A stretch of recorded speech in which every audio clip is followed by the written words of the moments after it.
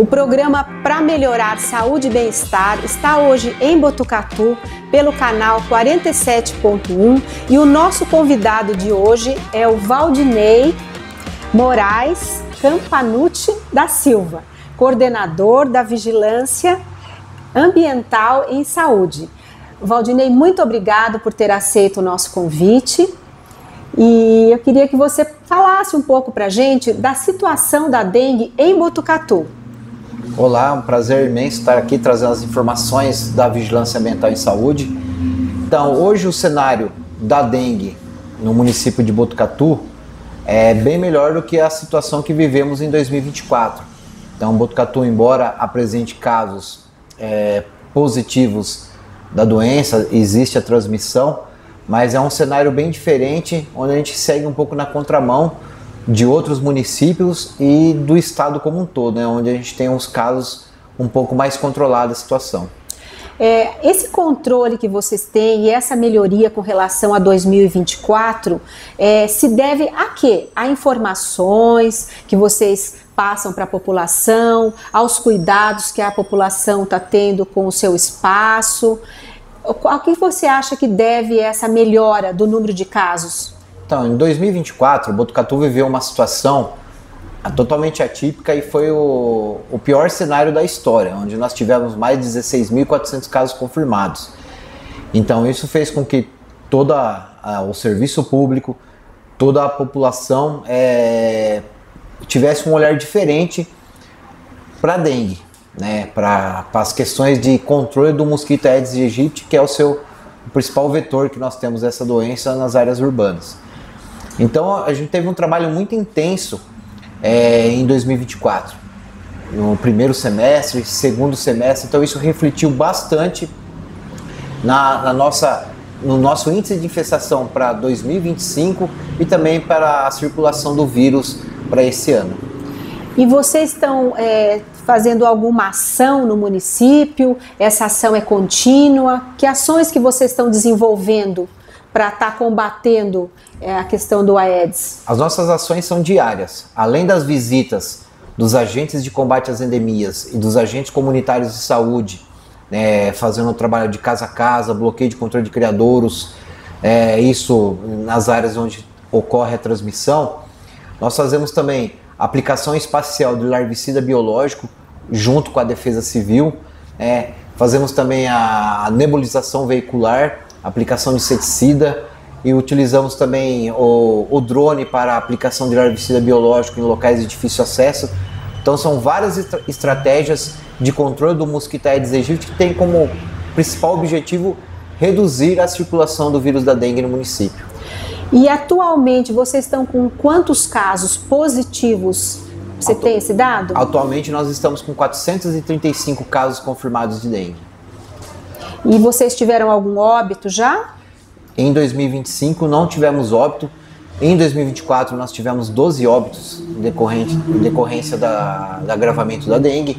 Então é um número que nos preocupou bastante. Sim, significativo, né? Exatamente. Então para 2025 a gente estruturou bem os serviços de saúde de forma oportuna, realizando as ações de controle do mosquito Aedes aegypti para que a gente tivesse uma diminuição da circulação do vírus no município. Com relação às áreas que vocês estão nebulizando, aplicando larvicida, vocês estão mapeando primeiro onde ocorre mais casos ou vocês estão fazendo essa aplicação, essa nebulização de forma geral? A aplicação do larvicida biológico, que tem o objetivo de criar uma ação residual para impedir a proliferação do mosquito na sua fase larvária, ela é feita na cidade toda. Então a gente está terminando agora um ciclo que começou no final de janeiro, então a gente está encerrando um ciclo que nós fizemos essa aplicação espacial desse larvicida biológico no município como um todo, e a gente já está iniciando aí o segundo ciclo. Então essa aplicação de larvicida biológico a gente faz na cidade toda. A aplicação, a nebulização veicular, que é a aplicação de inseticida, que tem por objetivo matar aquele mosquito adulto, mosquito alado, que possa estar infectado e transmitindo a doença, a gente faz nas áreas de transmissão. Então a gente tem uma concentração de transmissão na região norte, na região leste, mas em todas as outras áreas acabam sendo contempladas também com essa aplicação de inseticida através dos nebulizadores veiculares. E quantos funcionários vocês têm atualmente trabalhando nessa ação? Porque é uma ação grande, o município de Botucatu é um município grande, né? E como é que vocês estão agilizando isso, trabalhando essas questões de estar mapeando e fazendo as aplicações? Entre agentes comunitários de saúde, agentes de combate às endemias, supervisores que realizam também atividade a campo, somos em torno de 30 servidores realizando as ações diárias de combate ao mosquito Aedes aegypti. E vocês fazem algum multirão assim para estar realizando, ou isso é dividido ou é feito durante a semana, no período de trabalho mesmo, ou é feito algum multirão no final de semana? Diariamente, a equipe de zeladoria municipal, eles intensificam as ações de retirada de materiais de terrenos baldios, atende também a demanda da população que precisa descartar adequadamente algum material que não é coletado diariamente pela coleta de lixo comum. Então a equipe de zeladoria, ela tem um trabalho com aproximadamente 80 servidores. Eles fazem limpeza de terrenos também? Isso, então eles estão trabalhando naquelas áreas que nós mapeamos como vulnerável, onde está ocorrendo transmissão. Entendi. Então depois das ações da vigilância ambiental e saúde, através dos agentes de combate às endemias, os agentes comunitários de saúde, a equipe de zeladoria ela vem com essa força-tarefa para fazer esse pente fino em terrenos, casas abandonadas, atendendo demanda da população para retirada de materiais potencialmente criadouros de mosquito também. Então é um trabalho bem integrado entre equipe de serviços de saúde com a equipe também de infraestrutura e zeladoria do município. Com relação a casas que estão em imobiliárias, porque a gente sabe que às vezes fica casas assim fechadas um tempo grande, né? E essas casas, elas estão em imobiliárias. Como é que vocês trabalham essa questão desses imóveis que estão fechados? Na verdade, a gente tem um decreto municipal assinado pelo nosso prefeito Fábio Leite em janeiro, onde ele notifica todos os proprietários dos imóveis como um todo, seja terrenos baldios, casas que estão para alugar, casas onde tem morador, enfim, para que todos já adotem as medidas cabíveis para evitar a proliferação de mosquito, deixando o terreno limpo, olhando aqueles possíveis criadores de mosquito que possa haver que possa existir ali no ambiente.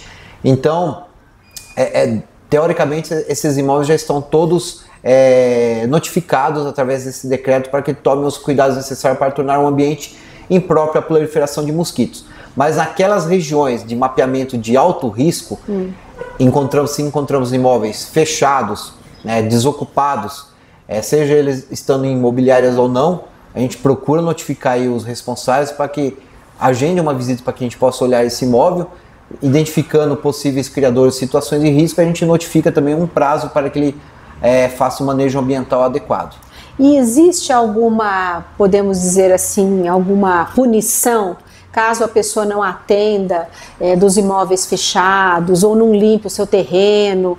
Qual é a conduta que vocês adotam nesses casos? Então, primeiramente, nós vamos fazer uma notificação, ou seja, dando um prazo para a pessoa adequar, sanar uma possível irregularidade. A partir disso, não ocorrendo aquela adequação dentro do prazo estabelecido, nós vamos fazer um auto de infração. Esse auto de infração, por base, nós temos o Código Sanitário Estadual, onde a pessoa tem mais um prazo para recorrer e adequar aquela situação irregular. Caso não seja feito, é aplicada uma multa que vai variar de R$ 500 a R$ 2.500. E mesmo assim, a pessoa não tomando todas as providências, daí é solicitado junto à Procuradoria do município um mandado judicial para que a prefeitura possa intervir oportunamente naquele imóvel e sanar todas as irregularidades. E isso tem acontecido constantemente, as pessoas estão atendendo, porque a gente sabe que é um pouco difícil, principalmente as casas que estão em imobiliárias ou casas fechadas há muito tempo.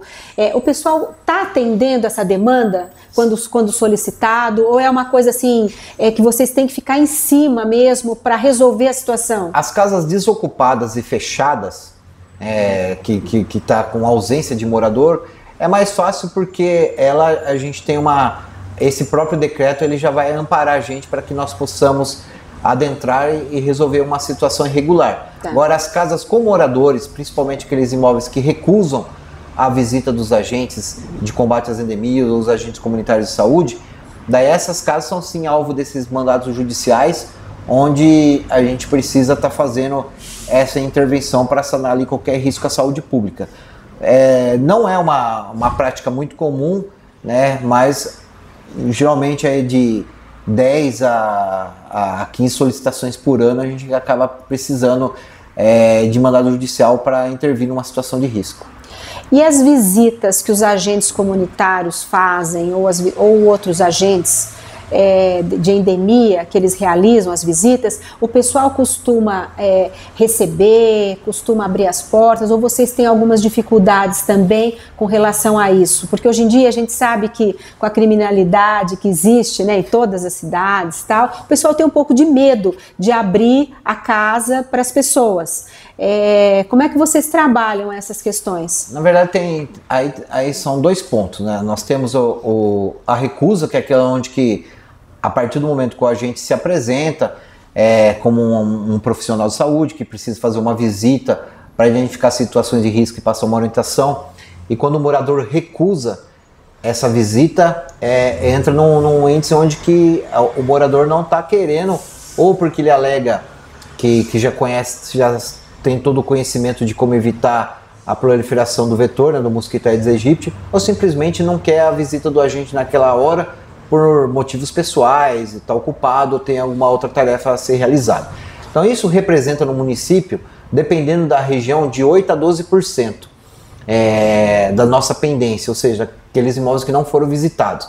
Então, dependendo da região, a recusa representa de 8 a 12%. E aqueles imóveis que estão fechado porque o morador está ausente, porque está trabalhando, gira aí em torno de 35% a 40%. Então é um índice alto, índice alto, onde se a gente colocar na ponta do lápis, a gente tem um universo de 45% dos imóveis que não são visitados por conta de recusa ou por ausência dos moradores no momento de trabalho. Embora façamos também algumas situações, trabalhos em horários alternativos para tentar pegar essa população que não está em casa, mas ainda assim é um índice alto, por isso é muito importante o papel da população, tendo consciência dos cuidados necessários para evitar a proliferação do mosquito Aedes aegypti, porque muitas vezes o agente não vai conseguir visitar esse imóvel, então é importante, é fundamental a participação da população para evitar aí os possíveis criadores do mosquito.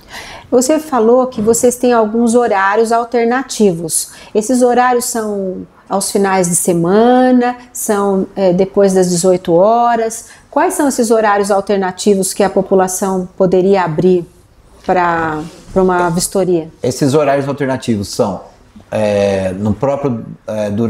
de segunda a sexta, a partir das 18 horas, onde a gente estende o trabalho até umas 20 horas, e também aos finais de semana, onde a gente pode estar fazendo esse trabalho num sábado de manhã, num domingo de manhã também, para tentar diminuir esse número de pendência, ou seja, diminuir o número de pendência, tentar visitar esses imóveis que no trabalho de rotina normal não pode ser visitado. Não consegue por conta de estar fechado imóvel, por conta de trabalho. Isso, por ausência do morador naquele momento.